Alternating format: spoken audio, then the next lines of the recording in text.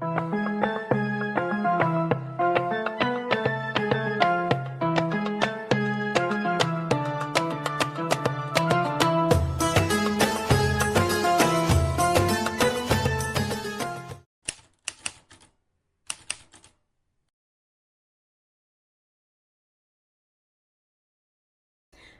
beberapa hal yang diharamkan untuk orang perempuan haid ya, termasuk sholat wajib, sholat sunnah, puasa wajib, puasa sunnah, puasa wajib maksudnya puasa Ramadan, puasa sunnah Senin Kamis juga tidak boleh, terus tawaf juga tidak boleh, berhubungan dengan suami istri juga tidak boleh, banyak hal ya, tadarus Al-Quran juga tidak boleh. Nah, bagaimana kita mau bertadarus Al-Quran kalau itu juga diharamkan? Tidak boleh. Walaupun tadarusnya dengan HP. Nah, jadi perlu kita tekankan di sini, tadarus Al-Quran, membaca Al-Quran bagi wanita yang haid haram hukumnya. Walaupun adalah salah satu ulama atau pendapat yang memperbolehkan khusus bagi anak-anak atau wanita yang hafidhoh.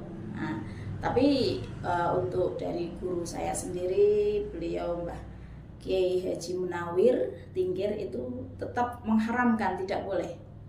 Bahkan ketika kita haid, perempuan haid itu kalau mau menyimak Al-Quran temannya, anak-anak santri itu kalau menyimak temannya memakai terjemah saja sama Mbah Nawir itu tidak boleh, harus pakai tafsir ya, karena memang setiap guru itu punya beda prinsip ya, prinsipnya juga ya, ada yang membolehkan dengan terjemah, ada yang tidak boleh. Akan tetapi saya mengikuti guru saya, dan kebetulan guru saya juga berasal dari beliau Mbah Haji Arwani yang dari Kudus ya, Pondok Pesantren Yambu itu juga saat itu tidak memperbolehkan ketika santri putri yang haid itu nyimak Al-Quran dengan membawa terjemah, bolehnya tafsir gitu nih.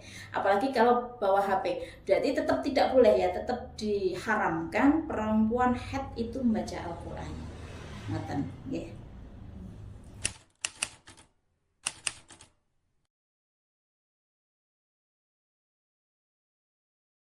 Ya, iktikaf itu sendiri kan berdiam diri bukan berarti ngantuk, tapi berdiam diri dalam arti kita beribadah kepada Allah. Di antaranya mungkin kita bisa berzikir, sholat, atau tadarus Al-Quran.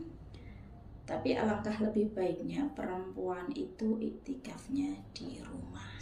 Walaupun di masjid itu boleh, kan tetapi banyak kekhawatiran nanti kalau perempuan itu iktikaf di masjid, kekhawatiran adanya fitnah, itu mungkin kurang bagus ya. Nanti kita di rumah itu kan ada tempat sholat khusus biasanya, nah kita gunakan iktikaf di situ, dan biarkan suami kita yang nanti iktikaf di masjid. Dan iktikaf itu sendiri ada syaratnya apa? Orang yang Islam, berakal, suci dari hadas besar, hadas kecil ya. Juga ada beberapa syarat lainnya yang harus kita jalankan saat iktikaf gitu ya. Kita sholat, mungkin sholat sunnah, berzikir, maksudnya itu yang seperti sholawat, kita baca tahmid, terus tadarus Al-Quran ya, pokoknya diisi. Kegiatan iktikaf itu diisi dengan amalan-amalan kita mendekatkan diri kepada Allah. Karena sejatinya memang di bulan Ramadan itu memang kita dianjurkan, diwajibkan untuk beribadah kepada Allah, dan banyak sunnah-sunnah yang harus kita lakukan gitu. Dan lebih afdal lagi, sebelum kita melaksanakan sunnah-sunnah itu, wajibnya juga harus dilaksanakan dengan baik, dengan benar juga. Walaupun kita sudah rajin melaksanakan kesunahan, tetapi wajibnya tidak kita lakukan, maka itu akan sia-sia juga gitu ya Mbak ya.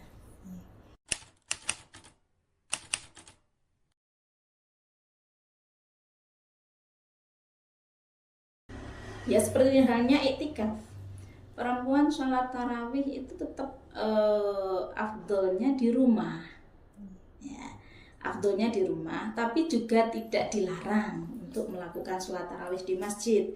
Karena pada zaman Rasulullah Ummu Salamah itu pernah meriwayatkan Nabi itu bersabda, sebaik-baik masjid bagi para wanita adalah bagian dalam rumahnya sendiri.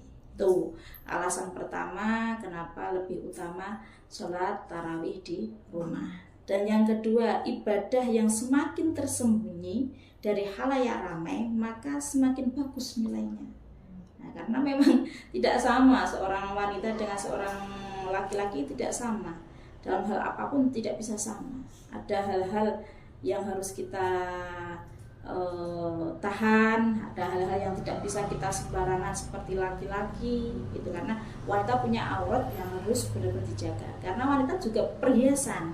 Kalau kita terlalu terbiasa istilahnya di masjid pakai parfum atau bersolek, itu malah diharamkan.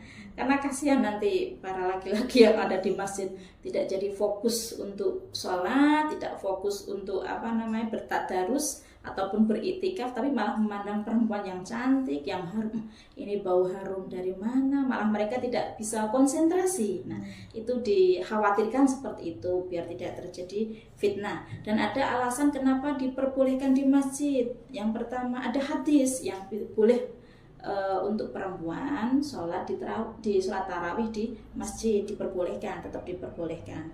Terus di masjid juga terdapat kajian, tausiah, ya, dakwah dari ustadz ataupun ustadzah. Nah, di situ manfaatnya itu banyak sekali.